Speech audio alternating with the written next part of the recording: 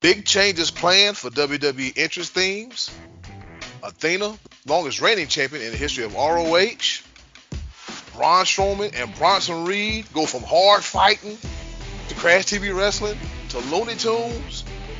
All this and more on another episode of the Connoisseurs of Pro Wrestling Podcast.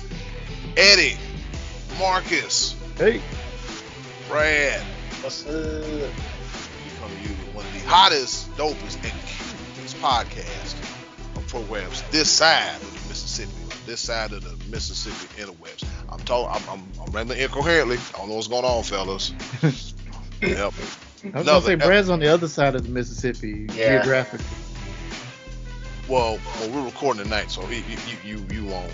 Anyway, that's neither here nor there. That's neither here nor there. I'm as sober as they come, but nevertheless, Connoisseurs of Pro Wrestling Podcast back at it again with another episode for your listening pleasure. Shout out to everyone that's been listening, rating, reviewing, subscribing. We're not too far away from having our own channel. That's right next to check us out on the Sports Bros podcast feed.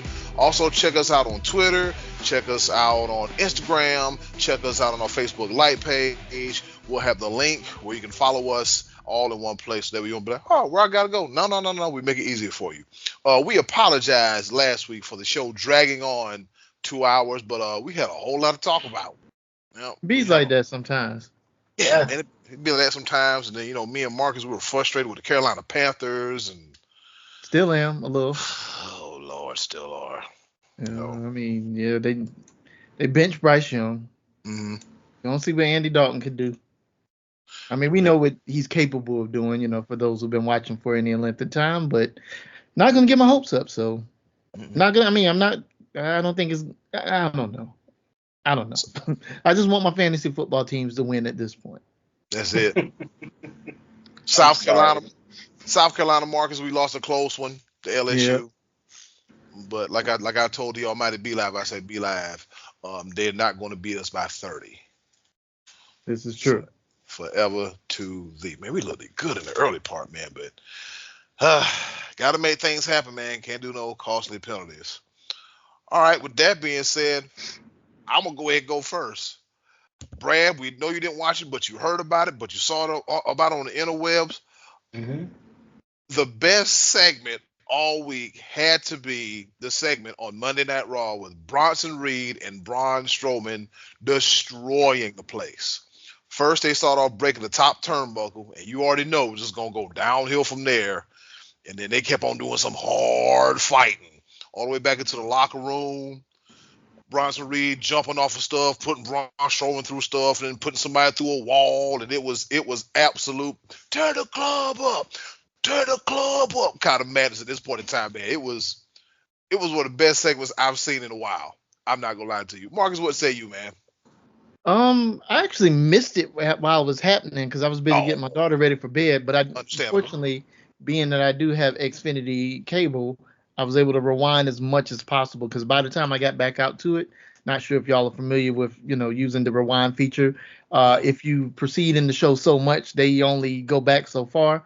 So fortunately, I came a little bit after the beginning of the match. They were still in the arena.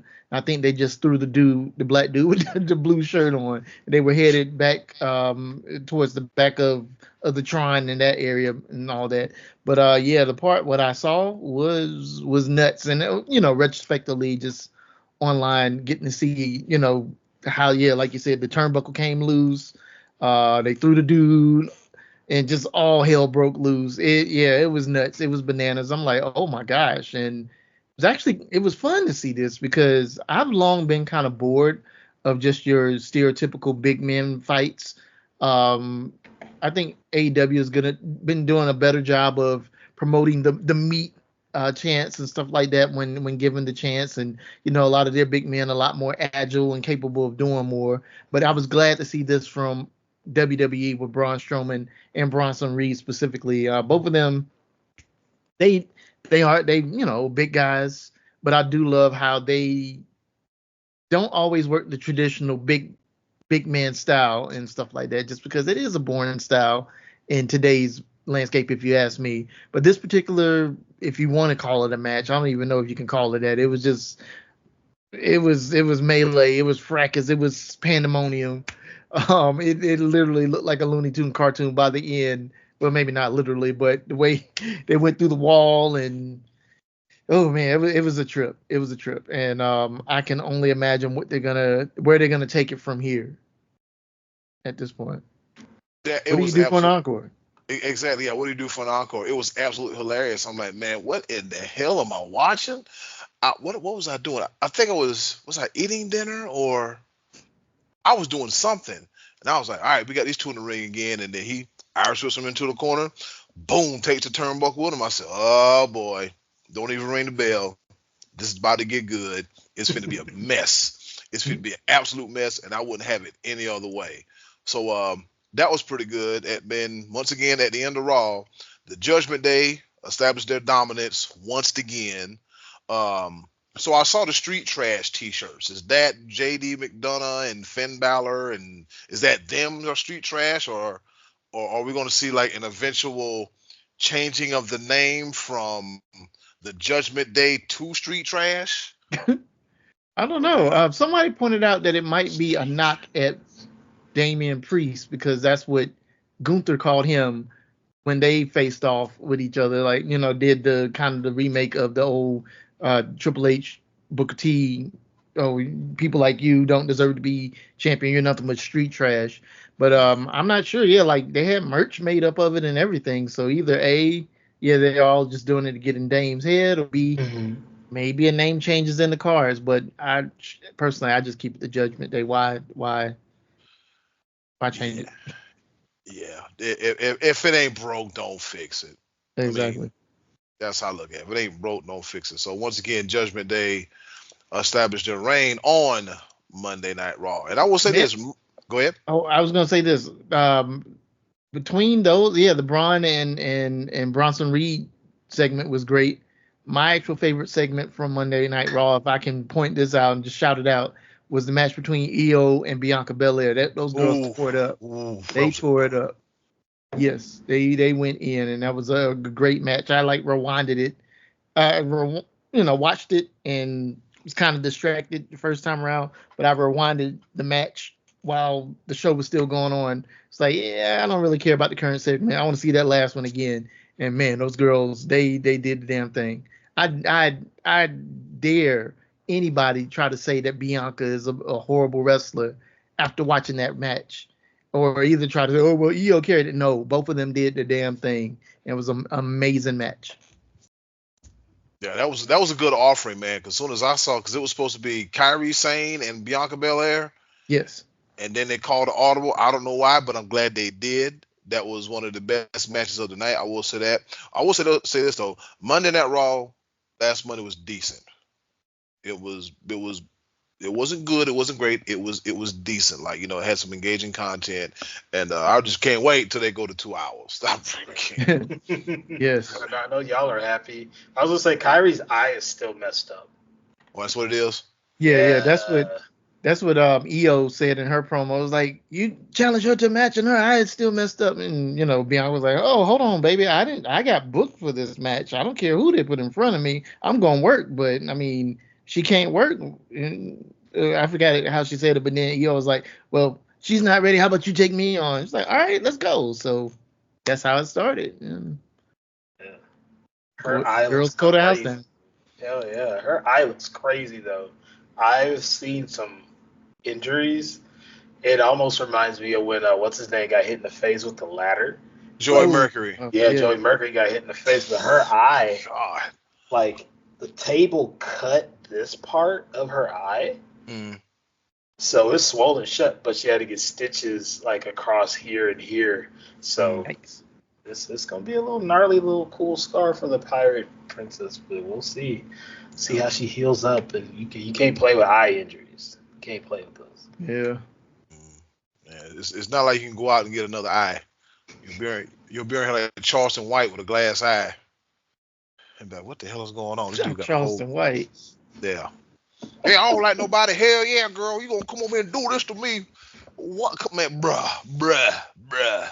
You're a little unhinged, dude. You are a little unhinged, to say the least. I saw a video, man. He told this one girl, he said, You got some caveman feet. You like Sasquatch over there. And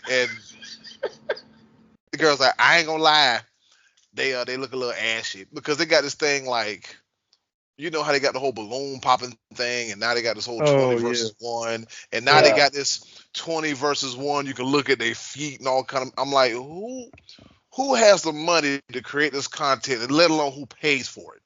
Oh, is it like where they have the curtain thing and all you can see is their feet, and they raise it to their legs, and then to the torso? Yeah. I've seen that with some other folks before. I haven't seen that yet. Of course, I've seen the balloon popping, which is dumb enough as is, but that one sounds even worse somehow. But I saw this one. They had this one parody. These two dudes come walking in the door. All the girls pop the balloons. He pull out a Glock, blow the damn balloon back up. Get the blowing. What you doing? Get in the shower. Stay naked. What you doing? Blow the. we got a lot of inside jokes here, so we'll put you on to it. We'll definitely put you on to it. So yeah, that was pretty good. And then we witnessed a pretty good 6-man tonight to cap off AEW. We had the Young Bucks and Kazuchika Okada versus Konosuke Takeshita, Will Ospreay, and what's the dude's name? Is it Kyle Fletcher? Kyle Fletcher. I don't know why I said Fletcher, but Kyle Fletcher. Yeah, he was hey, that Kyle Fletcher, he no joke. But the match I want to see, Okada, and I want to see Takeshita live on. That's the match. That's the one that's gonna put butts in seats. I hope we get that at if not was it Grand Slam? We got to get that at Wrestle Dream. It's got to be a Wrestle Dream. Yeah, it's got to happen soon. Has to. Yeah, it's got to happen soon. It's a classic case of, hey, you better make it happen before we stop giving a damn about it. Right. Strike while the iron's hot. Mm-hmm. Yep. And we sing Hangman Billy Joel tonight, a.k.a. We Didn't Start the Fire. Every time I see that video, every time I see him sitting in front of the house, we didn't start the fire. I like what somebody did. But I'm digging his character work now because the funny drunk Hangman was cool, and this is more edgy, more compelling. But there was a period of time where his character was stale. I thought he was stale when he was champion. Yeah. Not gonna sit there. I like him. I want to like him, but yeah, that was a boring title run. Do something to make me like you. Exactly. Yeah. It's that simple. It's like, hey, I'm gonna burn your house down. Okay. Oh. He's unhinged. I'm gonna stick you in the inside of your jaw with the syringe. That might be a bit too much, but I like the way you think. Stab him, piece of wood. Yes. Like you're a vampire. Man, literally tried to stab him with a burnt piece of wood from the house that he burned. It's like, yo, that's wild. How unhinged can you be? Yeah, that's pretty real, unhinged. That's real unhinged. Matter of fact, Marcus, who got hit with a board last night? Somebody got hit on Monday Night Raw with a board. A board. Board? Hey, what kind of board? Or was it on NXT? Was it on NXT? I remember somebody getting hit with a board. A board. A straight up 2x4 board. I forgot who it was, but don't worry about it. I can't remember either. I look. It might have been during the women's match, and somebody hit somebody with a board or something, or was it during the Wait, did somebody get hit with the table? Like the little, the board thing they pull off the tables before they put people through them? Like usually has like the logo and all that on it? It was somebody got hit with like a old 2x4. Looked like it had a rusty nail stuck out of it. Oh damn! No, I don't remember seeing that. Yeah. Damn. Yeah, looking like it was one good hit of being away from falling apart. You know how them damn ate up? You see them 2x4s, and you pick them up, and you hit it, and you hit a crack, and then when you hit it on the way down, it break on the way down. Yeah. Termites got hold of that thing. It's dry rotted. Yeah, somebody got hit with a board. People going through boards. This is wild. This is nuts, man. This is where we have professional wrestling. But yeah, Dynamite opened up with Orange Cassidy and Chris Jericho. And I ain't gonna lie, it was a decent match. Yeah, it got there. It started off kind of slow, but it got there. It got there. I mean, Orange Cassidy is always going to pull out something in one of these matches. Yeah. Jericho's just so hard to watch in matches usually. And and you mentioned it earlier, Brad. Yeah, he was Orange was able to pull a good match out of him or whatever. But I just have such a hard time watching Chris Jericho matches nowadays. Yeah. I used to love him back in the day, but he's just to the point now, just like, oh man, come on, hurry up. That is my bathroom break match, or is my usually it's my daughter, let's go get you ready for bedtime match, because that's the whole process in and of itself. But this was the curtain jerker, so I didn't have that luxury tonight. Yeah, it's it's one of those things, but eventually they'll. I mean, if this is Chris Jericho's. If this is where he had in his career now, then this is it. This is what we can expect out of him, putting guys over, being entertaining, reinventing himself over and over and over again. And I guess that's where we at with it. And then we got Jeff Jarrett. He's going to want to take on the Hangman too. He said, Hanger, call him Hanger. I'm thinking about clothes hangers. Mm-hmm. I'm gonna get you. I'm gonna kick your ass. I said, oh, okay, here we go, Jeff Jarrett. J-E, double F, J-A, double R-E, double T. Jeff Jarrett. Brad's favorite wrestler of all time. Now, Brad, I would understand why you can't stand Jeff Jarrett. 1994, you seeing that, but okay, you want to give me Mantar and his fake ass country music star and Duke the Dumpster Drosy. Yep. The Brooklyn Brawler, who was cool, Bunkhouse Buck, and you want to give me this? Phantasmo, you can't forget about Phantasmo. Yeah. Bastion Booger or Friar, what was his name? Friar Ferguson. Friar Ferguson. For y'all that don't know these names, this is 1995 WWF. Yeah, old school, 30 years ago, literally. Oh, God. Yeah, it's just. And we old. Oh, don't make me feel so old. I'm the oldest of all of us, man. I really feel old. Hey, remember, Brad, he's 43 and he ain't got no time for it, all right? Damn right. He ain't got no time for it. I took a 2-hour nap this afternoon. Hey, man, you gotta recharge. Yeah. Recharge, but yes. Oh, God. I'm 43 with a 3-year-old. Help me, damn it. Help. That's why I'm drinking White Claw. Ain't no laws with White Claw. Hey, look. At least you're not like Robert De Niro and Al Pacino. Yeah. On the way out, and they got 1-year-old, 2-year-olds, and 3-year-olds. Okay, that's crazy. Yeah. I thought it was bad for me. Like, man, I'm 40 years older than my kid. But yeah, especially Bobby De Niro. He's damn near 80 something, right? He's got to be like late 70s, early 80s. Yeah, him and Al Pacino, they old. Yes. Bobby De Niro married to a black woman though, right? Yeah. Yeah, he like them sisters. Yeah, and the quote guy from Chappelle's show, I like brown sugar and not in my oatmeal. I said, I'm damn, look at you. Yeah, I ain't mad at you. Oh. Yeah, I like brown sugar and not in my oatmeal. Yep. So, yeah, with a little laugh. He in there with the bra. I told him, hello. Booby residue. Yeah, booby residue. Hello, and put him in his pocket and everything. And then you got my all-time favorite Chappelle Show character, Leonard Washington. Oh yes, he is great. He's so underrated. God. Yeah. Leonard Washington. He's like, come here, girl. Give me some loving. I don't smell no dinner cooking. Go on there, cook some grits. Some grits. Of all things. For dinner? Grits. Yeah. Hey, sir. Good fish and grits though. I mean, I'm from South Carolina. Well, you're from South Carolina too, Eddie. You know about that. Man, look, that fish was and almost grits, shrimp and grits. That was almost breakfast this morning. And the thing about the fish is, I'm gonna tell you something, our listeners. When you fry the fish, you gotta fry it crispy now. You gotta fry it crispy. You gotta let that grease get good and hot. You gotta let it fry crispy. You gotta let it probably fry about 5 minutes.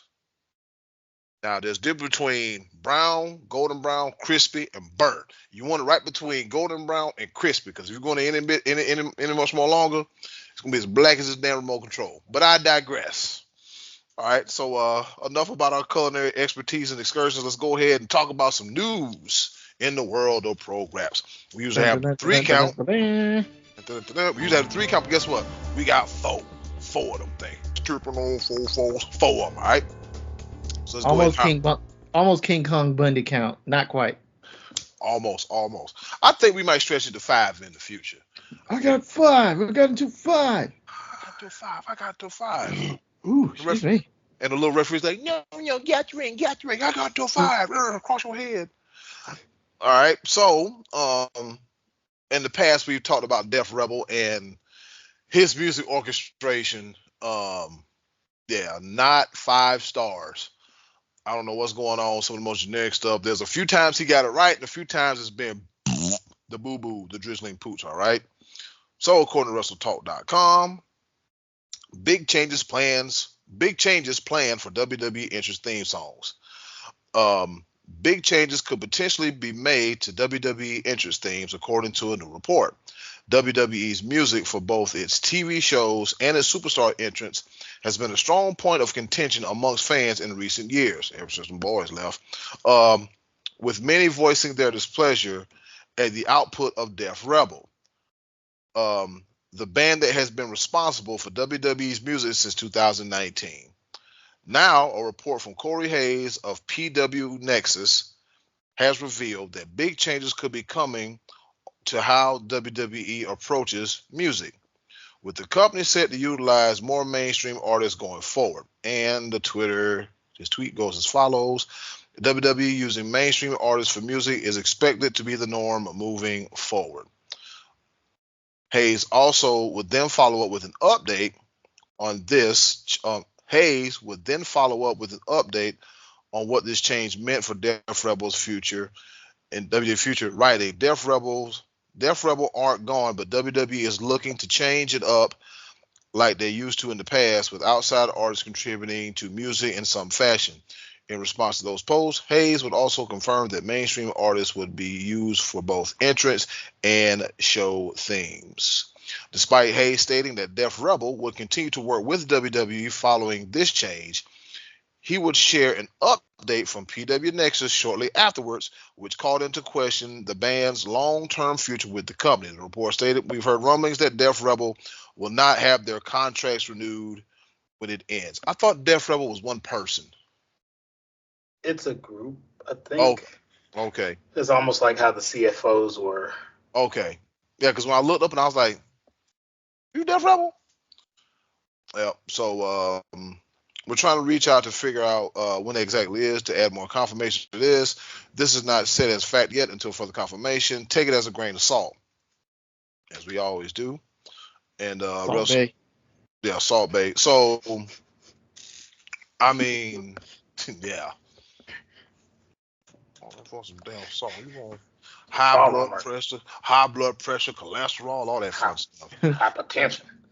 Yeah, hypertension. Unless it's the pinks of Himalayan sea salt. I almost said Samoan sea salt, but they probably got some salt over there too. Does this come as a surprise, fellas? Absolutely not. It's about damn time. It's very much needed. Because, I mean, of course, we know, and for those of y'all out there in podcast land, if y'all got your ears to the digital streets, you know, there's been a lot of rumblings recently with just people's displeasure of the theme music in the WWE. It's just very bland, very generic. There's nothing memorable about a lot of the songs. And, yeah, they got some heat. I mean, EO Sky is one of my favorite theme songs of all time. And they got that to their credit, but other than that, they don't really have a lot of stuff that just sticks out in your head when somebody comes out. So, yeah, this is very much needed. It feels like all their songs are cheap rehashes of CFO songs. That's what it seems like to me. Like, for example, Jey Uso's theme. That just feels like a cheap rehash of the day one-ish remix that CFO's made for those guys. And all you hear is "It's me, Oos. Day one, it's just me, Oos." And let's see who else. Pete Dunne's theme song. Oh my God! It sounds like a budget store bruiserweight. Oh God! I heard it the other day and I was like, why would you do this? And then Bailey's theme song, Bailey, and then it starts whatever journey it goes on. Awful music. It's awful. Whatever journey it goes on, it's awful. I will give them the Jade Cargill one. Whoever recorded that for her, I know she had to get that dude who did her theme song live in AEW. Because that guitar is unmistakable. Mm-hmm. That's probably one of the nicer ones. And of course, there's only a handful, as y'all said.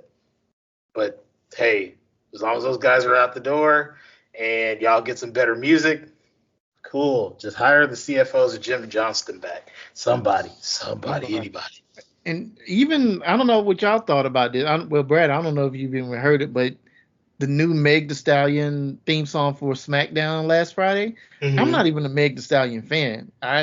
Most of the stuff I've heard from her, I don't particularly care for, but I actually dug that one. And it's like, all right, this is kind of a bop right here. I dig this. Okay. It sets the tone for the show. And I'm looking on the interwebs. Of course, you got a lot of people harking back to the old school days of SmackDown with like Drowning Pool and some of this like obscure, not quite obscure, but somewhat known bands playing like, it needs to be rock and roll, not this rap crap. I actually like the Meg Thee Stallion version, but I do think I'm looking forward to this new era of them using other people other than just Def Rebel, because it's been boring. The music has been very bland. If they're using mainstream music, you know what that means. Business is good. Yes. Business is good. Good so much so that tickets to wrestling shows, we'll talk about that later. So that means that means business is booming and things are and things are looking good. My favorite SmackDown theme song was "And I Won't Be Denied." That was a good era. That was a good era because somebody ass was gonna go one-on-one with the Undertaker before it was all said and done. Yeah, that was Drowning Pool, I believe. Yeah, that one, and then after that it was a Let It Roll, I'm Unstoppable when they were on My Network TV. I don't know why. That was doing like Alberto Del Rio's reign or whatever on My Network. Oh, I wasn't watching then. Yeah, I don't think I was watching it either. I wasn't watching it because even though I could get My Network TV, I wasn't interested in watching it at that time. It was weird. And I mean, you still can't forget the first theme song, Marilyn Manson's "The Beautiful People." Oh, that's right, "The Beautiful People." I thought you were talking about the other one. But yeah, that's right, "The Beautiful People." I completely forgot about that, which was great. Yeah, that was probably one of the best SmackDown songs, and even the Green Day one kind of worked, but it was Green Day. So, however, how you feel about Green Day, their theme kind of stood out a little bit. Yeah, music makes the show. Music, that's the thing that clings on, as a I don't want to say like a bit of nostalgia, but that's one of the things that clings to your memory when you think of a show. Because, you hear the first years of SmackDown, think The Beautiful People. You think of Drowning Pool, like later on with the one-on-one with The Undertaker era. There's so many songs that tie to these, and even with Raw, that one song by Union Underground stuck with you forever. Move to the music. I want you to wake up. Come on. Let's get it on. Yeah, the one I hated was "What If You?" Oh yeah, Papa Roach. Oh, the Papa Roach era one, dude. I hated that. I always hated the "I Wanna Be Loved." It's like, dude, we don't love this theme song. I'm like, I don't like this. Like, this is Jim. What you doing? Jim, what we doing? This ain't it, Chief. Jim. Somebody go grab Jim. What are we doing? Yeah. Oh man. Somebody go grab somebody. But yeah, like you said, man, the music make the shows, man. Prime example, whenever I put together my video live streams, I usually use some royalty-free stock music for my commercials, and it makes it sound good because I still have one of the instrumental songs bouncing in my head from basketball season because it was pretty cool. That and I'm like, oh, yeah. So I'm like, it's like during the commercial break, I'm doing this right here, like, I'm like, oh, hold on, we gotta go back to the action. So yeah, you got that going on too. So it's just yeah, like you said, man, music makes the show, and if the music's good, you know, it'll be like us now talking about it and remembering it, and with more things to come. So you can never ever go wrong with that. All right, our next news and note. Let's talk about your girl Marcus. Hey. Willow Bay. All right, so this is coming from WrestlingInc.com. Willow Nightengale. It says AEW star Willow Nightengale reacts to the comparison to WWE Hall of Famer Mick Foley. And as you said, Brad, that is a very interesting comparison. So let's read it real quick. AEW star Willow Nightengale is no stranger to more hardcore matches, as she has experience participating in various street fights in the women's division since signing with the company. She's also built herself an impressive resume since starting her wrestling career in 2015, 9 years ago. Wow. With a bubbly attitude and ability to capture titles in AEW, New Japan, and CMLL. Previously, AEW manager Stokely Hathaway compared Willow Nightengale to Hall of Famer and former WWE champion Mick Foley. And now the former TBS champion has provided her thoughts on Stokely's comments. And she says, I love that comparison because I'm a huge Mick Foley fan, Nightengale told Sportskeeda Wrestling Binge recently. When I first started wrestling, found a lot of inspiration from his ability to be tough but lovable, have like the unconventional build, but still like be seen as somebody who could really put them in a position of being at the top of the card. And so I drew a lot of inspiration from that. From all of his being unconventional, but still being lovable, but being tough. He's one of my all-time favorites. Like literally one of my all-time favorites. So you can't go wrong with that. Nightengale also reflected on the first time she met Foley during her first year as a professional wrestler, explaining that he offered to meet with her backstage after her parents told him that she was inspired by him growing up. So I see it now. Yeah, I see it now. I really see it now, the comparisons between Willow Nightengale and Mick Foley. What say you, Brad? So the comparison between Mick Foley and Willow Nightengale, I can see it just because Willow is able to not only just have regular matches, but also in her hardcore matches, she levels up in a lot of those matches. And I'm trying to think of which era of Mick Foley this is, whether it be WCW version, Cactus Jack, or just Mick Foley is, later on after the Mankind and Cactus Jack and Dude Love thing came on, because the people love her. I mean, when you hear her music, you hear people clapping along right away, and then everybody's into it. So her being compared to the hardcore legend, that is a pretty fair comparison. And hopefully she can, of course, continue to build on her legacy with her winning championships everywhere she goes. And yeah, that's a pretty like I said before, it's an interesting comparison between the two. Marcus, what say you? I'm gonna rock the boat a little bit here. I can kind of see where that's coming from with the, lovable yet, like she's got a couple of hardcore street fight type matches under her belt and everything. But I think back to old school Cactus Jack, like you mentioned. I remember watching them in USWA, then WCW. Then, years later, he shows up in WWE as Mankind and all of that.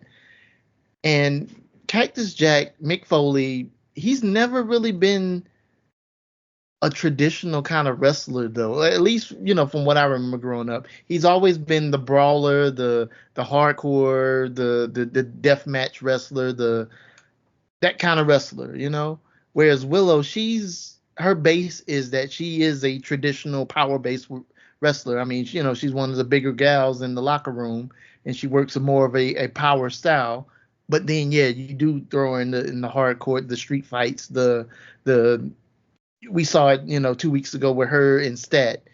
She thrives in that, and she does it very well. But I do see, just personality-wise, how she has that connection with the crowd, especially once Mick got to the WWE and he did turn face, and he bounced between himself, Mick Foley, between Cactus Jack, between Dude Love, and some mixture of the three. He was just it was infectious. As soon as he would come out, the place would just go nuts, because this really this kind of heavyweight, kind of disheveled, scruffy, beardy, long hair, scraggly looking dude comes out, and he holds up his hand like this and has a sock in his pants. People go nuts. And Willow is the opposite. However, she's in my book, she's a very pretty lady. Yes. Very. Yeah, Very. she's not built like what many other women in wrestling are built like. She's on the bigger side of things. She's not too big. She's not small. She has a unique size for what she brings to the table.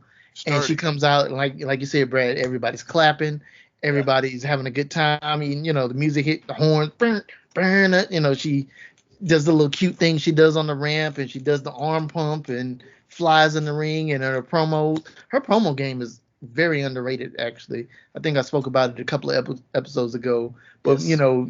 She has a bubbly, fun side, but then when it's time to get serious, she knows how to cut a serious promo. And I think that's what her draw is. She kind of has that total package of, she looks great, she can talk, she can go in the ring.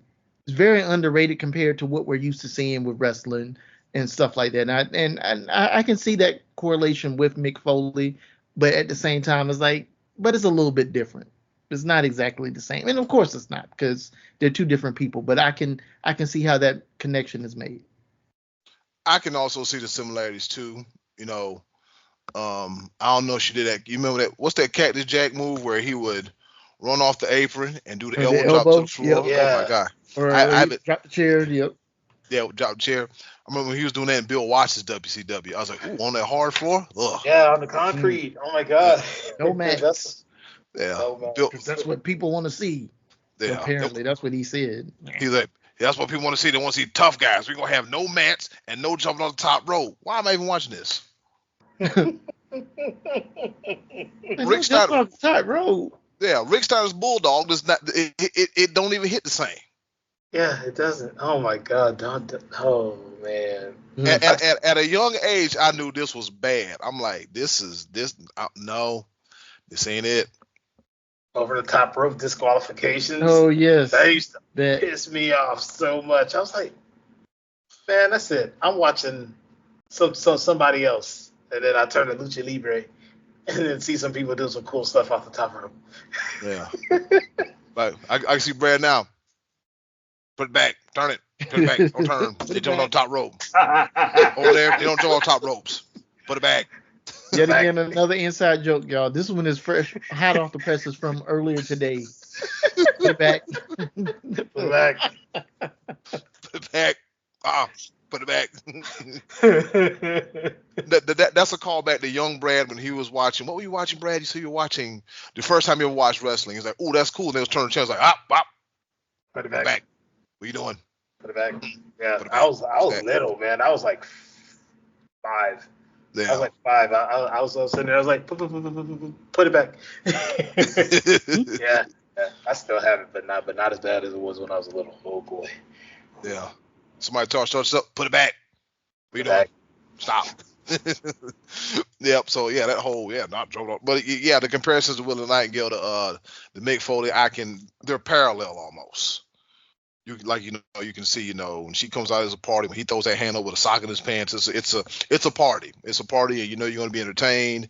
And like you said, Willow has come a long way, man, because I remember her promo skills weren't that good, but when she cut that promo in the ring with Mercedes Moné, I was like, oh shit, they talking that talk like a whole champion. I was like, I'm hooked. You got me. Yeah, I'm in there now. To be fair, it's not hard to win a promo battle with Mercedes Moné. She's god awful on the mic. It really ain't. And Eric Bischoff was super critical, but I'm like, you know what? You got a point. Yeah. Because it just seems like, when you hear a promo and you can hear somebody trying too hard, and I'm not trying. And before y'all start cussing me out and calling me Eddie, you don't know nothing about promo. Hey, look, I do weekly football, high school football previews, and I got to read from a paper. Okay, so I really have to inflect and make sure everything flows well. You should see the outtakes. Okay, of me trying to record these doggone football previews. I have the outtakes are funny with themselves.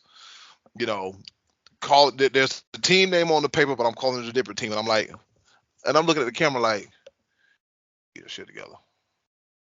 You know these teams. How long you been here again? Get together. So, yeah, like I said, it ain't that hard to beat the damn promo battle when it comes to her. So, yep. So, looking forward to see more of Willow Nightengale. All right. Me too. Don't tell my wife, but she already knows that I like Willow. Cat's out the bag now. Hey, don't let UFC come on. I think I've talked about this before. Yeah. Yeah. I'm gonna stop before I get in trouble. Yeah. I'm about to say she don't cut up bad, do she? No. Okay. She doesn't cut up bad. Neither do I. Good. But we know I can look over and see. Hey, it's such and such, and I'm like, all right, side eye, like, all right, wait until AEW come on. Marcus be jumping on the couch. Oh, there is. Give him some water. Put it back. Chicken. But no, I'll be cool with it though. I don't do anything. I'm like, hey, it's Willow. In my head, I'm doing that, but you don't see it though. Yeah, Mark is real cool with it. That's Willow right there. But in his head,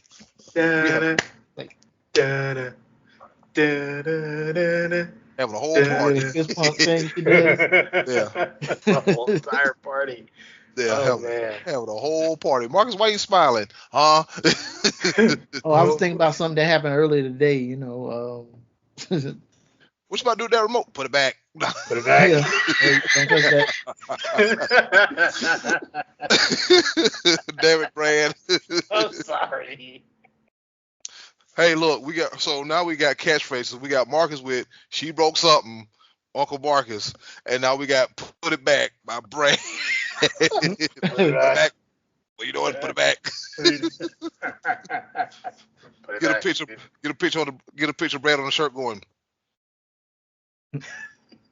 Put it back. Put it back.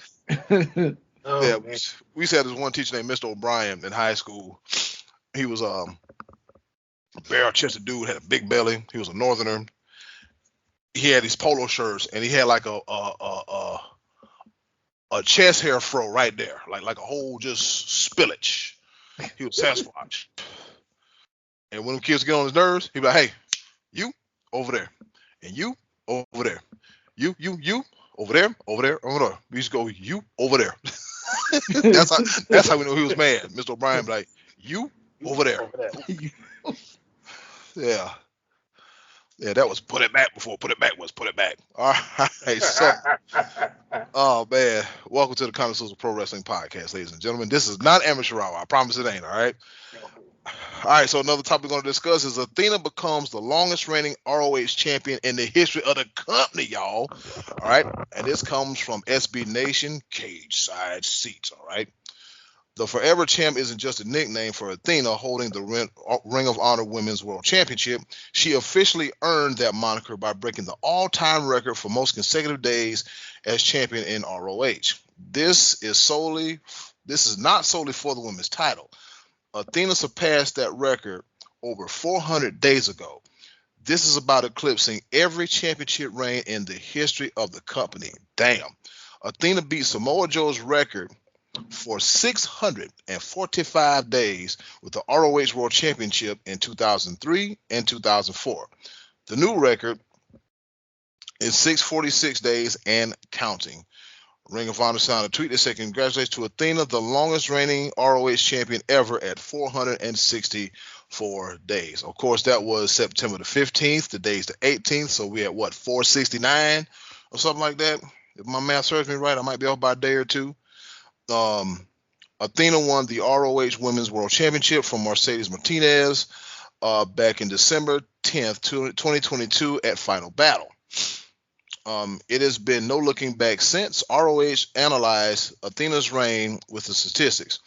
The fourth champion in the title's history.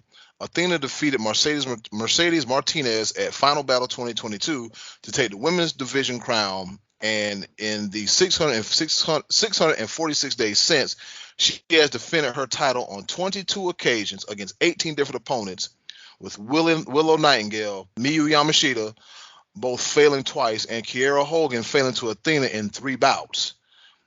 She puts down challenges from former AEW Women's World Champions Nyla Rose and Hikaru Shida, as well as women like Marina Shafir, Sky Blue, Emi Sakura, and Yuka Sakazaki.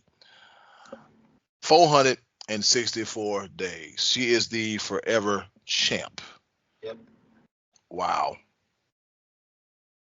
Let's see, save competitors over the last 22 years who have had 1 or 2 matches inside the ROH ring. Athena likely is the strongest winning champion in ROH history with 59 matches on her ROH resume. Damn.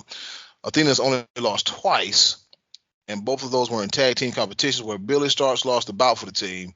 This means 57 victories, a perfect 54 matches in one-on-one competition, and an overall 96.6 win percentage. She has truly lived up to her self-imposed moniker of the Forever Champion, given that everyone who has stepped to her has been stepped on, stepped over, or smashed to pieces. Yeah. Free her. She's stuck behind the paywall. Yeah. Just for a second, I'm not going to go too crazy. Uncle Marcus is in the building. We get to see Mark Briscoe very frequently as the ROH World Champion. We get to see the ROH Tag Champions, the Trios Champions, occasionally the Television Champion. But we haven't seen Athena in months on AEW programming. Not on Dynamite, not on Rampage, not on Collision. Why? She's breaking these records. She's doing this great work. Why can't we get some of that on any of the AEW programming on network television where people can actually see that? Free her. She's doing amazing work. That's all. Told you I'd keep it short and sweet. Uncle Marcus stepped in and stepped out. And you did. It was under 2 minutes. It was under 2 minutes. Sweet. He's like, I'm gonna say what I gotta say. I'm gonna get the hell on about my business. But yeah, I agree with you, man. Put her on TV. Yeah. We literally had to beg. I think they listened to the podcast because we literally had to beg Queen Amanita to be on TV, and she's been on TV 2 weeks in a row. Yep. So, yeah. At least did she take the pinfall tonight? She didn't. She didn't eat the pinfall, did she? I don't think she did. No, it was a disqualification tonight. Okay. It was a DQ. Yeah. Mariah came in with the belt and hit Yuka in the back of the head when she was pinning Serena Deeb. Yeah, she said, "Watch this, boom." It's always good to see Serena Deeb back on TV as well too. Yeah. But Professor. Yeah, the professor. She said, "Watch this." You remember when she was in Straight Edge Society and she cut her hair? Yeah. Yes, bald. Yeah. Well, pretty much bald. I mean, she, was. Yeah. It was down to the stubble, pretty much. Yeah. That thing had a good buzz cut, and I'm like, that's dedication there. Yeah, me. Go ahead, Brad. No. I was just gonna say, yeah, that was dedication to that because I met her. I think it was WrestleMania 26 weekend. And she kept it up too. Like everybody kept their haircuts up, and she still had that buzz cut. She looked good too. Yeah. Too many women can rock a baldy. There's only a few women on this planet can rock a baldy or short. Very few. But some of them's like, honey, I'm gonna need you to that ain't it. Yeah, get a wig or something. Yeah, and if you see someone with the hair with a shorty, keep rocking it. You start growing your hair back. What happened? I just want to grow my hair back. Ooh, what you doing? I just want to go over there and just kiss you on top of your head. Yeah. Damn, it's like the older I get, the more I like stuff. Anyway,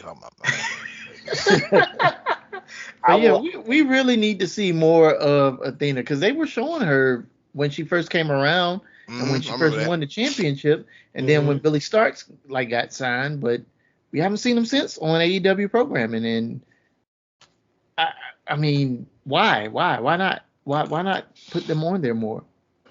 I think it's more of a creativity thing, being able to hone that forever champion thing there on the Ring of Honor side, because as I mentioned, they had several hours of taping of Ring of Honor a couple months ago. It was a couple months ago. Yeah, it was a couple months ago.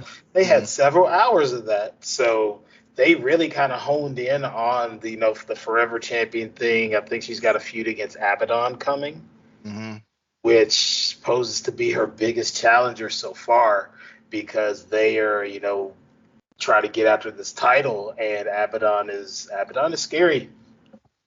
Abaddon's scary, and they're trying to win. So they're trying to really push the forever champion thing. They're trying to kind of force that division between Lexi Nair, Athena, and Billy Starks. They're really pushing. Lexi Nair's wrestling now?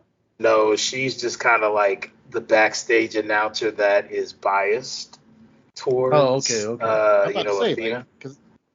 Yeah, I knew she was the announcer. I was like, wait, did she stepping away? She doing what Quinn McKay did for a little bit in Ring of Honor. Now Kelly Kincaid in WWE. Yeah, she's doing her thing over there. I mean, I got to see the match between Queen Aminata and Athena at Death Before Dishonor. That was a match. I mean, Athena's been putting in some work ever since she left the machine. She's been putting in some work. Even out on the indies, there was a match that she had at a Portland show a few months ago. She was still wearing the boot on her foot. She wrestled that match with that boot on foot. It was a slow-paced match, and it was kind of on purpose of how it was done. But she wrestled that match with that boot, and she won. So, she pulled a Jacob Fatu. That's a good way to put it. Yeah, that's definitely a good way to put it. But yeah, that the Forever Champion is doing her thing, and I know we all want to see her outside of the paywall, but I think she's kind of comfy behind there, trying to do her own thing and hone it. I can respect it because you don't want to get lost in the shuffle on a Dynamite card. I mean, they barely had one women's match tonight. Yep. Yeah. But lately they've been sneaking in two here and there, so it's progression. But I don't think she wants to get lost in the midst of that. But like you said, we see Mark Briscoe, we see Sammy Guevara and Dustin Rhodes, we see Devon Eriks and Dustin Rhodes, and we might see Red Velvet. We will see the Undisputed Kingdom, and we will see we do see Willa Yuta when he was the pure champion. Pure champion. And all that. Yeah, so I mean, at least on a Rampage. At least something. Maybe Collision. A Collision? Yeah, I'm about to say, give us Collision. Put her on Saturday. Forever Champ on Saturday. Yeah. That sounds good. I wonder how the ratings are doing since college football is here now. But I forgot that Collision came out last year during that time. So, I think they're okay. Because Saturday night is a hard night, man. You have to think, you got that good time between college basketball nobody really cares about and whatever else is going on. But when football come back, whew, boy, it gets different. It gets different. It does. But I hope, but they're surviving, and the same thing can be said with Monday Night Raw. Hey man, when Monday comes around, you know what time it is. Yeah, and don't let the NFL start having Friday games. Boy, SmackDown ass is in trouble. Oh yeah. I mean, speaking of Monday, like this coming Monday is going to be 2 games on Monday Night Football. Oh, a West Coast game too, or is it like a West Coast game and the whatever game before that? I forgot who's playing both games right off the top of the dome, but hold on, let me see if I can find it. Yeah, I'm going to look. Yeah, they're trying to run the whole the Monday night doubleheader because you remember a few seasons ago, they actually ran the Monday night doubleheader. They had an East Coast game and a West Coast game. Mm-hmm. Yeah. Oh, I see what they're doing. They usually do it like on the first game of the season too. So yeah, 7:30 is going to be Buffalo versus Jacksonville, and let me see what the other one is. And the other one is Washington. Yeah. So both East Coast games. What's the other game? Cincinnati and Washington. Ugh. Yeah. I should have said it week 3, but ugh. Give it to Pusha T. Ugh. Yeah. I don't know. I mean, unless you're watching for pure fantasy implications. Got to be. It might be interesting. Like I have Jaden Daniels on a couple of my teams. I don't think I'm gonna start him this week, but I want to see what he looks like. Haven't had a chance yet, but Raw, so I'll probably be jumping back and forth between the two. Yeah, because matter of fact, I think I watched. Well, Raw was in the background, and I think I never turned to ESPN once. More funky ass Falcons won. They beat the Eagles, but I mean, Eddie, are you a normal broadcast person or are you a Manningcast person? Oh, give me the Manningcast. Yeah, same here. I do not want to listen to Joe Buck and Troy Aikman. No, thank you. Yeah, I gotta be in the mood for that. I don't know if I'm still used to them being on Fox, but I gotta be in the mood for that. You know what I'm saying?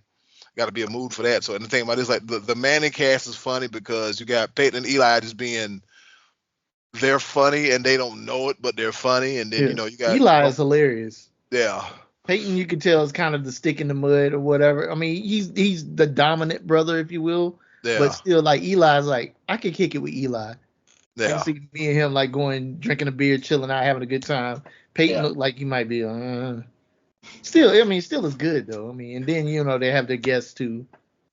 Well, they had Bill. I think Bill Belichick was on there last week too. I'm like, he's been on the last 2 weeks. He was on this past week and he was on the week prior. It's like Bill Belichick. I said they got Bill talking, and Bill is casual, and Bill is not always he's smiling, and he might tell a bad joke every once in a while, and he might we see. Yeah, this man has a personality, really. I did not know that. If Bill Belichick never coaches again, I'm fine with this Bill Belichick. I'm fine. I'm cool with it. Yeah, I am cool with it. Marcus, I'm over here looking at some stuff about the Carolina Panthers, man. The worst season was 2001 with Pickles and them. No, not Pickles, but that was Winky. Stinky Winky. Stinky Winky. But we had 3 Pro Chris Bowlers. Stinky Winky. Yeah, but we had 3 Pro Bowls that year. Wesley Walls, Todd Sauerbrunn, the punter, and Steve Smith. Yeah. Yeah, I think. Wait, 2001? Yeah. Well, Steve Smith wasn't there yet, was he? Yeah, he was there. He was it. Really? Was this? I thought he was a rookie in dang. 2001, that was his rookie year. Yeah. Okay, well, you know what? Yeah, because I'm thinking about the 2003 Super Bowl, but they played the Super Bowl in 2003, but that was the 2002 season leading up to the Super Bowl in 2003. So don't mind me. The White Claw has a hold of me, kind of. Got a hold on you. 14. White Claw got his fangs in me, or not fangs, the claws. Got his claws in me. Got his talons in me. Yeah. Put Steve Smith in the Hall of Fame. That's all we got to say. Boy, let's go ahead and get this here show back on track, shall we? All right. Another final news story of the night. We got Eric Bischoff, right? He's talking again. And Eric, if you ever listen to Eric Bischoff, man, he has an interesting perspective on the wrestling business, and Eric is smart.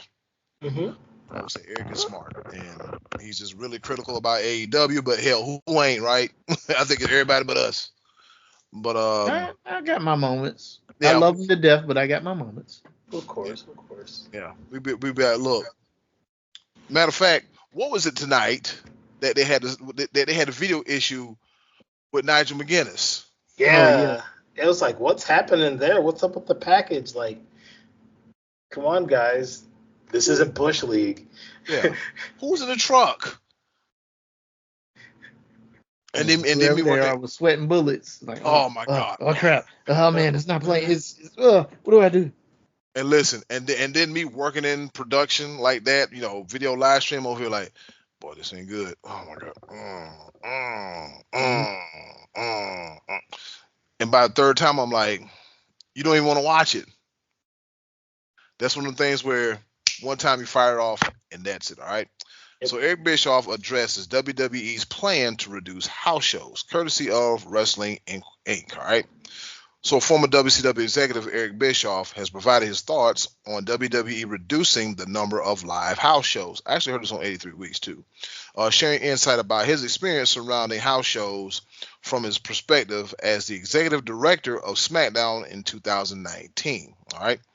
TKO President Mark Shapiro recently announced that WWE will be scaling back on live events with the current plan to reduce the house shows from 200 instead of 250. Bischoff discussed the story on his 83 Weeks podcast and gave his reasoning as to why WWE has taken this decision, because they need to. No, I'm joking. He said, I remember back in 2019 when I first went to SmackDown as the director of SmackDown. In that role, presumably, I touched every facet of SmackDown, including branding, live touring. Within my first week or 10 days, sitting in a few of those meetings where live events were being discussed at that time. Again, this is pre-COVID. This is still 300 plus dates a year, the traditional WWE live touring model, I guess. But even then, there was a lot of conversation about, look, these things are just not profitable. If we're lucky, and we route properly and everything goes according to plan, we may break even and make a couple bucks. So it doesn't surprise me. Damn. We had a conversation earlier today about ticket prices. And Brad, he took a trip down memory lane and looked at some previous purchases. And if you look now, it's an astronomical difference. It is a whole entire difference. And, just like you said, Marcus, by the time you get the ticket, not to mention these ridiculous transfer fees or processing fees, and living in Atlanta, because I used to live in Atlanta too, you would have to get parking, and then you have to park elsewhere, take the train into town, and then get there. What if you want something to eat, something to drink? So $100 night can turn into a $250 night real quick, especially if you and somebody else going. Mm-hmm.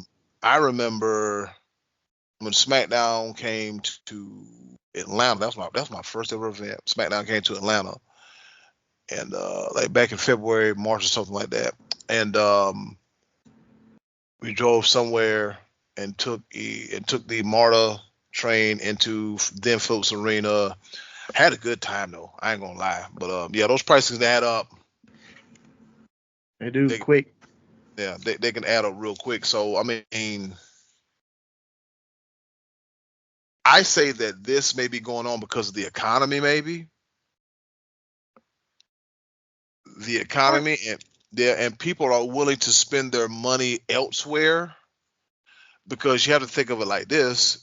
If this is so and they start cutting down house shows, that 250 gonna go to 200, and that 200 gonna start knocking down to 150, and next thing you know, there'll be like AEW special occasion house shows. But we all know about house shows. House shows, you're not timed. You're not on the clock of the TV. That way you can do what you want to. You can run around the ring.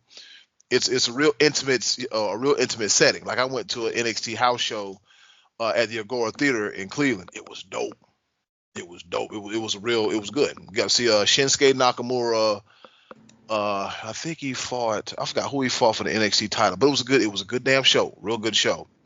As opposed to the TV, like a Raw recording, they're putting on for the folks at home that's not there. Mm-hmm. You see what I'm saying? And so it's just one of those things where it's kind of like, you would hate to see, because here for you, Marcus, I want you to be able to one day to take Marlon to a house show. You see what I'm saying? That's what I want you to do. Like anybody with young kids or young children, or you've never been before you go to a Raw or a PLE, go to a house show first. Go to a house show, go to an indie promotion, go to those shows first. Because if you get a chance to go to a WWE house show, go. Get a chance and go. Because the way they're scaling back, I mean, I get it. But business at TKO Corporation Empire Apostle Zanya must be booming, must be banging, because these tickets are out damn rageous. Marcus, what happened when you saw the tickets for Bad Blood? I was like, yeah, no. I looked them up this past weekend, I want to say, out and up in the nosebleeds of, and I know I said Mercedes-Benz earlier, but I meant State Farm, formerly Phillips Arena. The starting tickets started out at like 130, 140, 150 in that range. And like you said, once that's just the ticket, that's not including the processing fees and service fees and all that. That's easily another $30-$40 on top of that just for the ticket, one ticket to Bad Blood, that is. And then, yes, that does include me actually getting there, which isn't a lot, but therein lies the whole I'm 43 thing. Is, do I really feel like on a random Sunday night, the 1st of October, getting in my car from Smyrna, Georgia, which is northwest Atlanta, for those of you who aren't familiar with the area, and it's not that far away. It's about 15-20 minutes away from where the event is, but getting there is the hassle. Yes, driving to a MARTA lot where I can park my car, then get on the MARTA train, ride the train to State Farm, which is literally one of the stops right underneath State Farm Arena. Gonna be packed. Get in there, get something to eat, get something to drink. I'm probably gonna have some alcoholic beverages, 1 or 2 maybe. Who knows? And there's another. Yeah, it's just a lot at this point. And I'm probably, if I were to go, it would be by myself at this point. Like, my daughter's, she's not ready for that yet. She's only 3. And I wouldn't dare take her out to anything like that at this point in the game. I would love to take you to a live wrestling show at some point. But to your point, Eddie, it's probably going to be like a local indie promotion. Like if All Caribbean Wrestling comes through again, or if Battle Slam gets their thing together, or Atlanta Entertainment Wrestling, one of the local promotions. I'm going to try to start off small with her to see how she digs it, and then move up, once she's of age. But I'm just to the point now. I don't even want to have to deal with all the hassle of all that, and to get in, pay all that money to be way, way up high. I could just stay home. I'm already paying for Peacock. I can watch it, here at home. I can go to the bathroom, in and out. I can get whatever to eat I want. I can drink whatever I want. Not have to pay exorbitant amounts just to watch a wrestling event. And yes. You know what? It's been well over 15 years since I've last gone to a live WWE show. And I would love to go to one. I like I said, that's part of the reason why I was looking up the tickets for Bad Blood. But I don't know if the juice is worth the squeeze at this point for all of that for a 43-year-old person. Maybe if I were younger, or even maybe if I wasn't married and I didn't have a young kid, maybe I have a little more energy to do it. I don't have that margin right now in my life to. It's a lot. And one thing I did point out to the fellas earlier, everybody out there listening, is, I'm a big UFC fan as well. My wife's a huge UFC fan. We've looked at going to tickets going to a UFC show. These prices for WWE shows are starting to look very much like UFC shows. And of course, TKO Endeavor now owns both companies. I'm like, that influence is starting to trickle into WWE now. And it's like, that's ridiculous. I don't want to pay that much just to go and see a live show when I can sit at home and relax and enjoy it without all the hassle and saving money.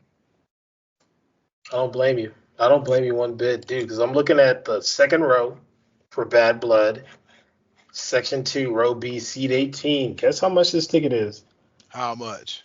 $1,929.25. Those are WrestleMania prices. Yeah, nah, fam. Floor seats. What's included in that deal? What's included? You get to take the chair home, I believe.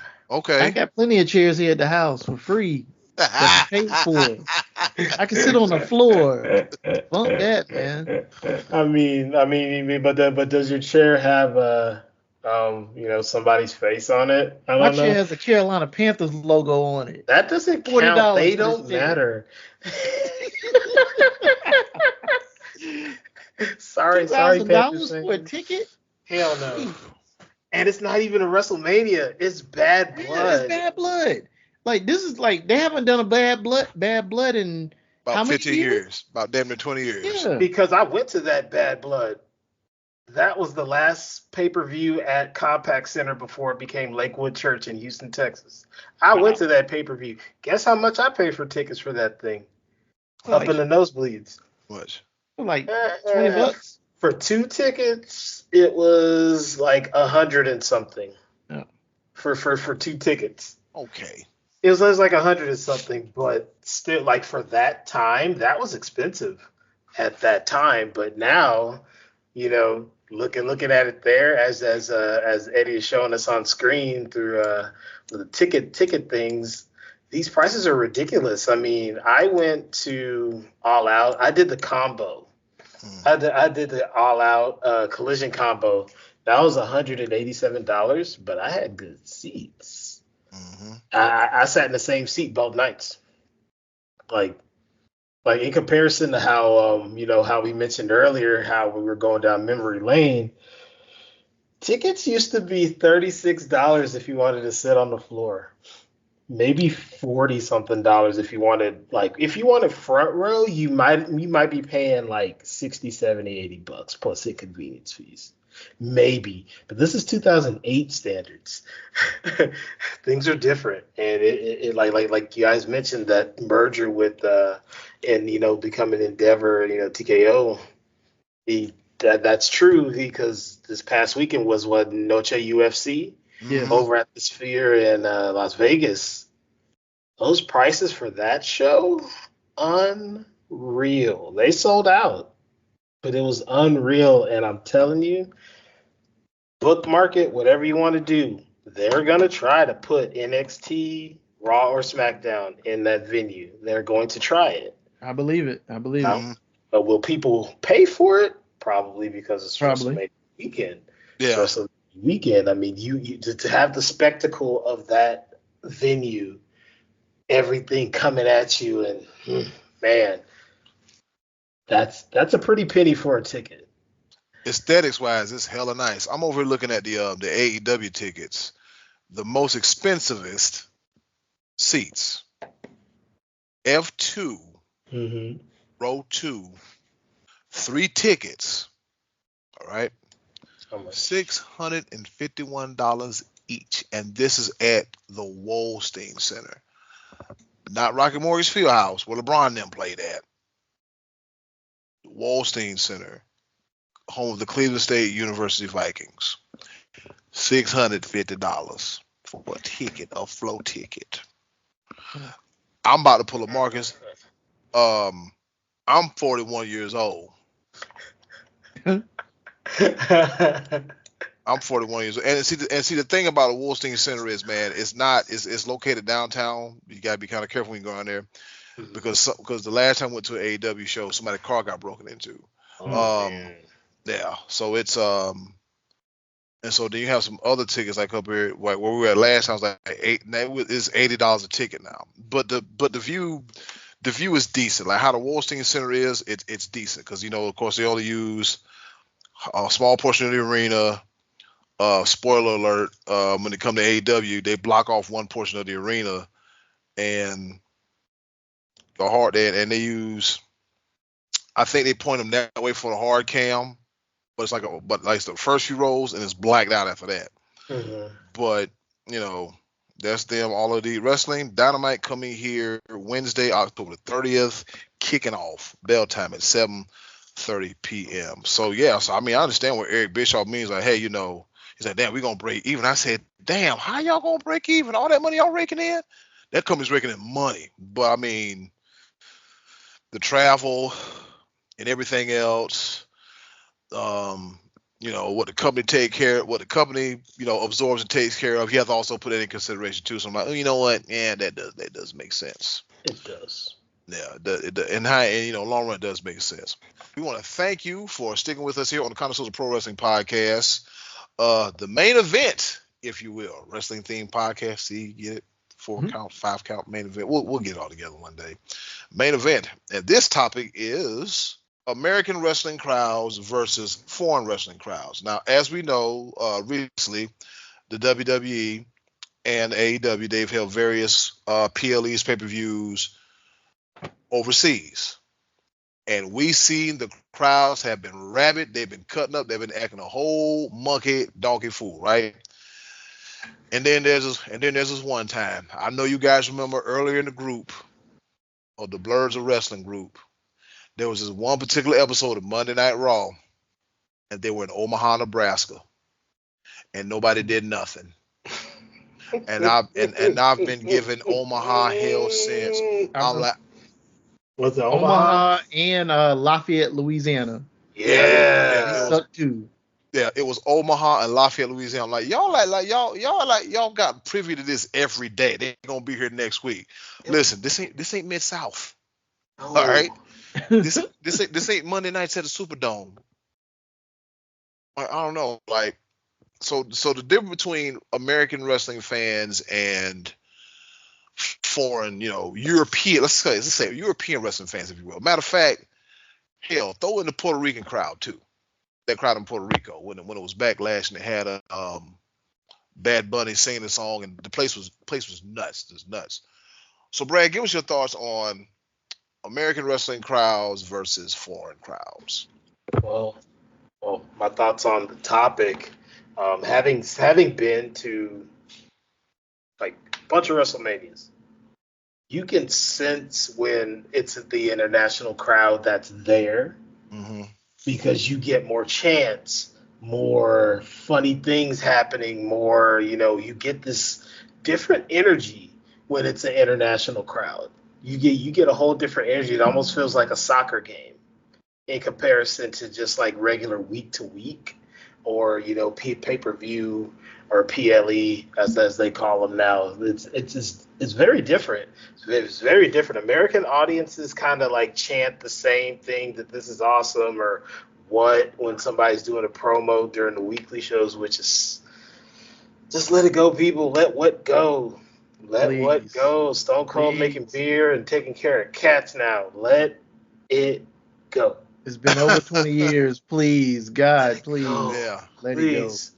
And from what y'all mentioned, I did catch a glimpse of the Backlash crowd from Puerto Rico. I have I haven't seen a crowd like that in a long time. This is probably what sparked them to want to go other places, because they were hoping that Puerto Rico was going to have a good time, and they damn sure did. They had a blast. I mean, they were singing the Bad Bunny song, chants, you name it. They packed that place to the brim. They like Gorilla Monsoon used to say, got them hanging from the rafters. Yeah. Those people were having a great time. And as you can see from, between the different companies, TNA had a pay-per-view in Canada. Beautiful time. I think it was Slammiversary. Slammiversary was in Montreal this year. Beautiful crowd. Had a great time. Chants, having a good time. I'll even take it back to last year. All in, being in London, in Wembley, was like 80,000 or something like that. That crowd was something else. I mean, in comparison to this year, it might be, 30,000 less, but that crowd still had a good time. They had the chants. I mean, I've never heard anybody harmonize MJF's theme song as he came out. That's when your crowd is having a good time, when they're harmonizing somebody's theme song. I mean, they even did it for FTR at one of these shows that I was at. They were harmonizing FTR's theme song. It's an instrumental. It has no words. So international crowds versus our crowds, I will say American crowds can have fun, but then it kind of gets lazy, a little repetitive, just because we're used to getting it. They're not used to getting these shows all the time. So, I'm at least just speaking for the three main companies here now. New Japan, it's a bit of the opposite.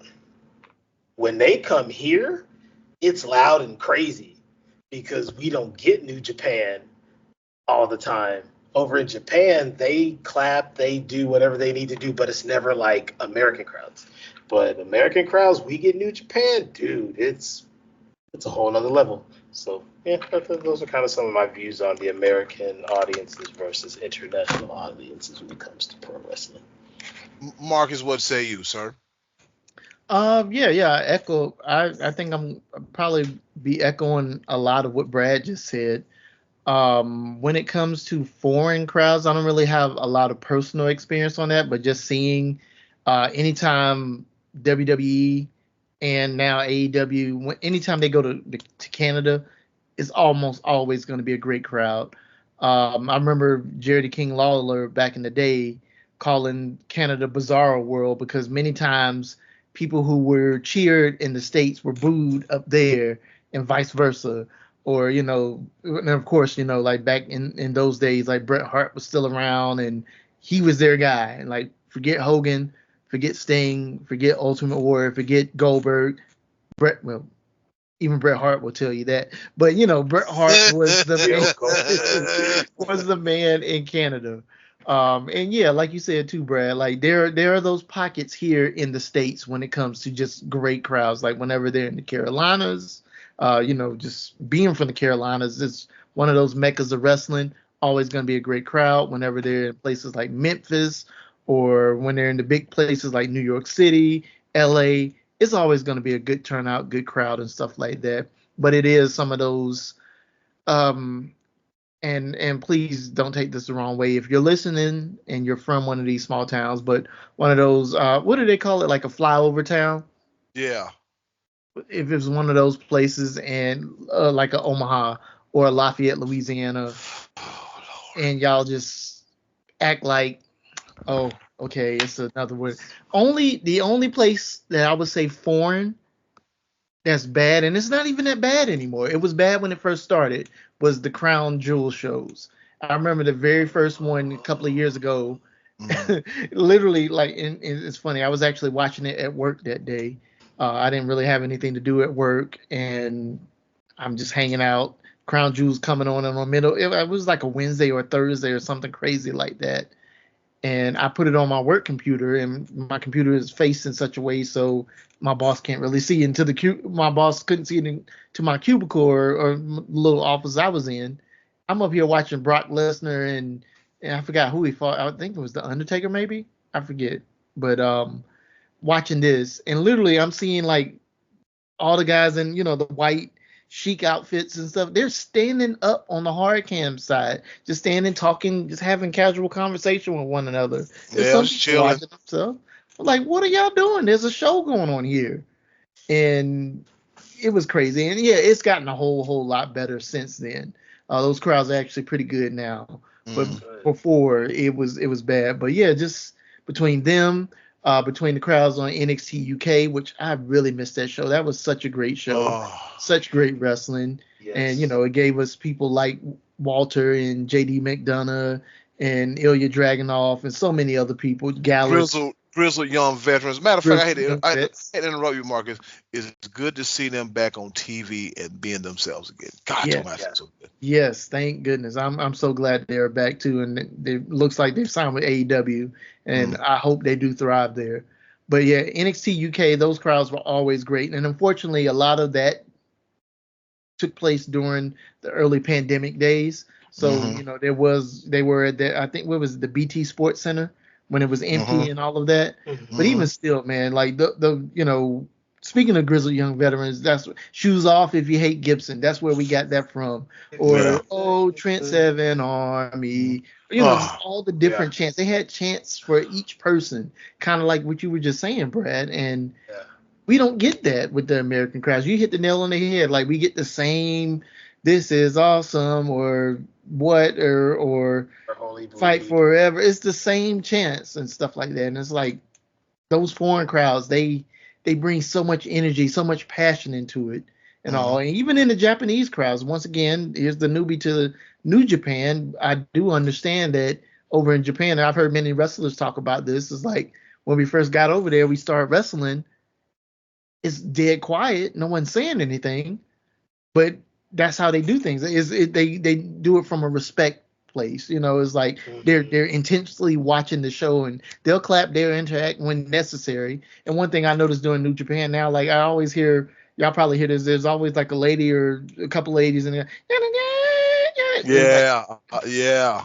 It's funny. It's good atmosphere though. It's like I don't know what she's saying. It's ever so slightly annoying, but at the same time, it's cool because it's different. It's different from what I'm used to, and I enjoy it, man. So, I do think, there are some cities that do it great here in the States, but it just seems like, just because they don't get it as much as we do over here, it's much more appreciated in other places, and those crowds are just fever pitch when they get it, man. Yeah. What was that one show from like, God, it was the Black and Gold NXT days when they went to Japan, when it was Finn Balor and Kevin Owens for the NXT title. It was a house show, but they made talking about. I can't think of it. Was it Beast in the East, Beast in the East, or something like that? It was a Brock Lesnar. I think so. That crowd was amazing. Mm-hmm. That crowd was amazing, and usually, most Japanese crowds, like I said, like they're usually pretty chill, pretty quiet, but they were pretty on point for that show, especially when they were throwing the streamers into the ring for Finn. That man was covered in streamers. Yeah.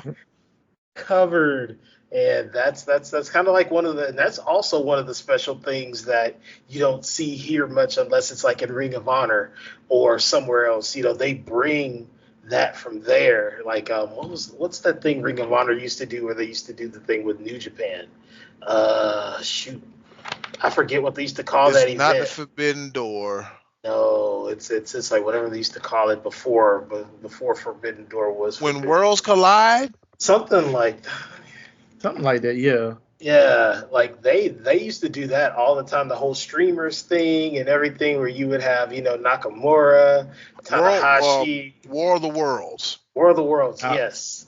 That was always an amazing show that they would have somewhere in the Northeast or somewhere random, and they would pack that place. And it would be that atmosphere where you mixed both companies and both types of fan base. It was really neat. I wish they did that outside of Forbidden Door. I mean, England gets Royal Quest. I mean, they get that in October, which is pretty sweet. It's a Rev Pro New Japan joint show. Mm-hmm. I wish they did more of that here in the States, because I mean, seeing New Japan live, it's like nothing else. It's like nothing else, and it was privileged to see it before the Actually, it was about a month before the pandemic really hit, and it was different. I saw it at a place in Florida, whole different atmosphere, but it was cool.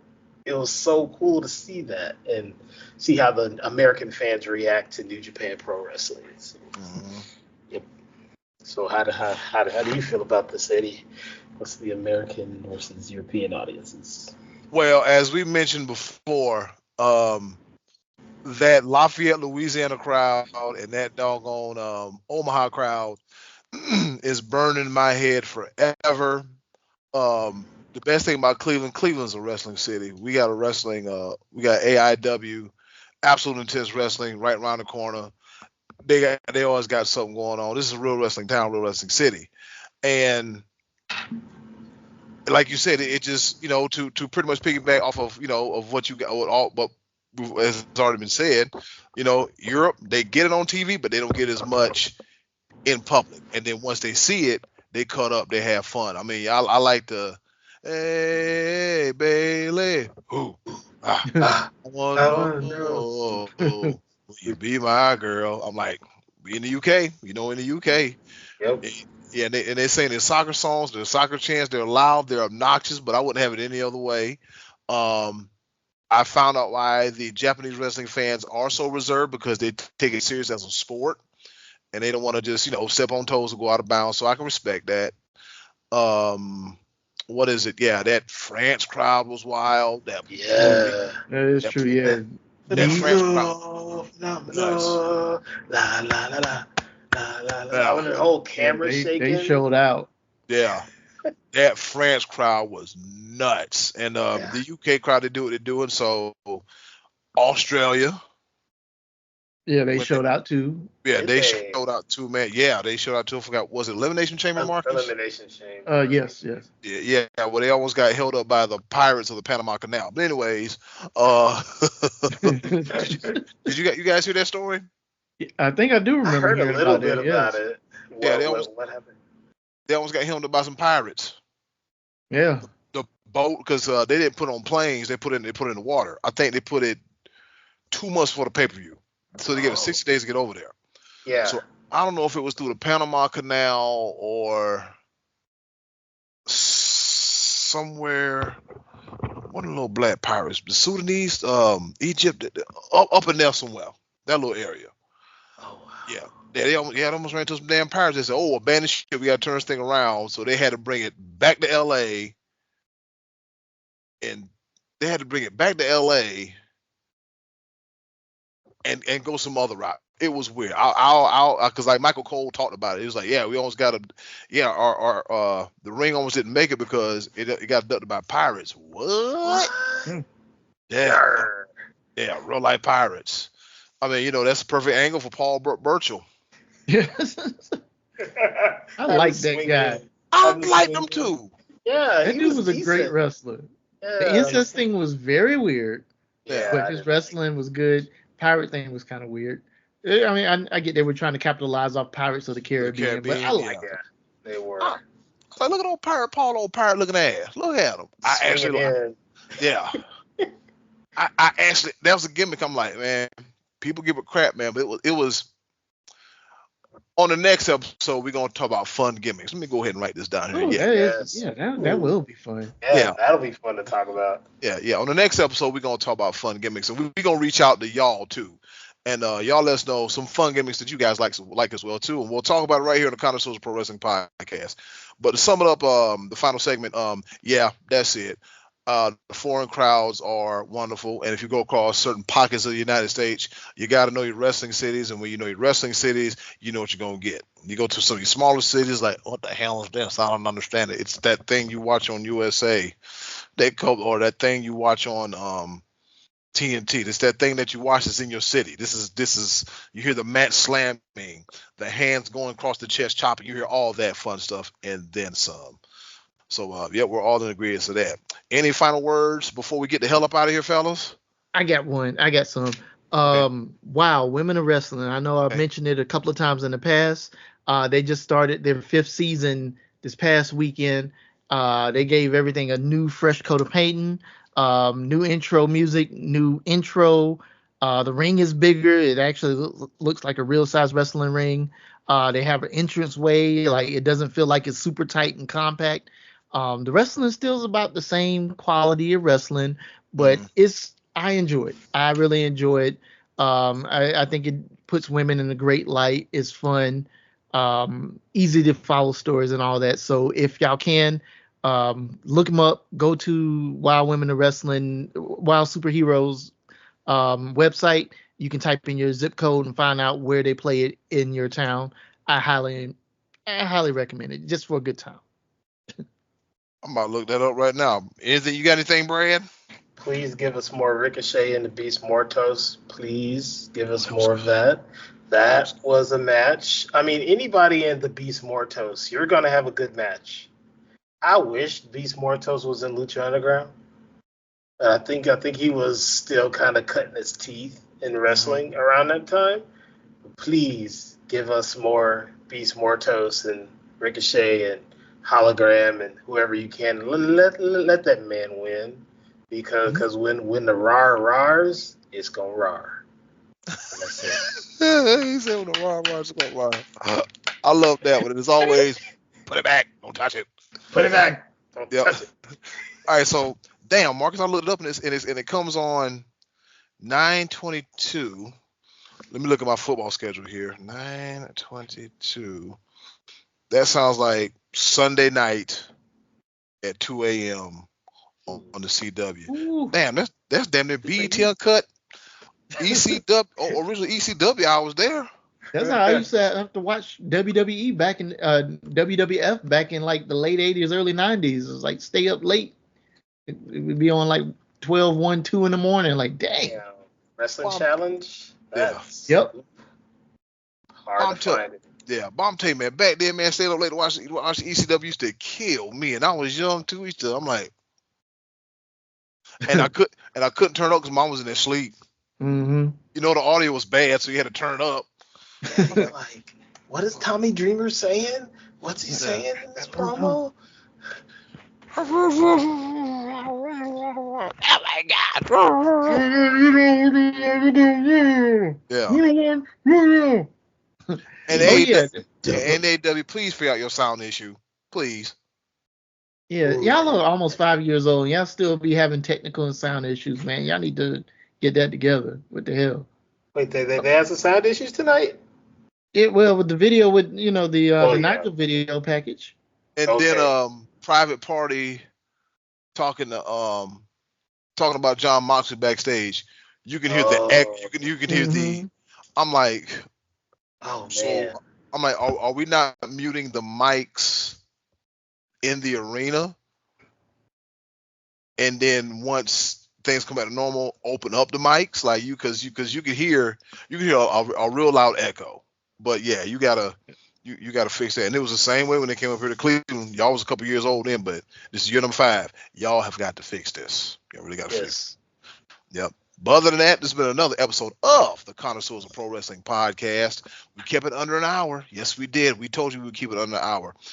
Shout out to everybody for rating, reviewing, subscribing, watching. As I said earlier, pretty soon we'll have our own feed. Hopefully, if not this week, sometime next week we have our own feed. We're on Twitter. We're on Instagram. We're on Facebook. So be sure to follow us there.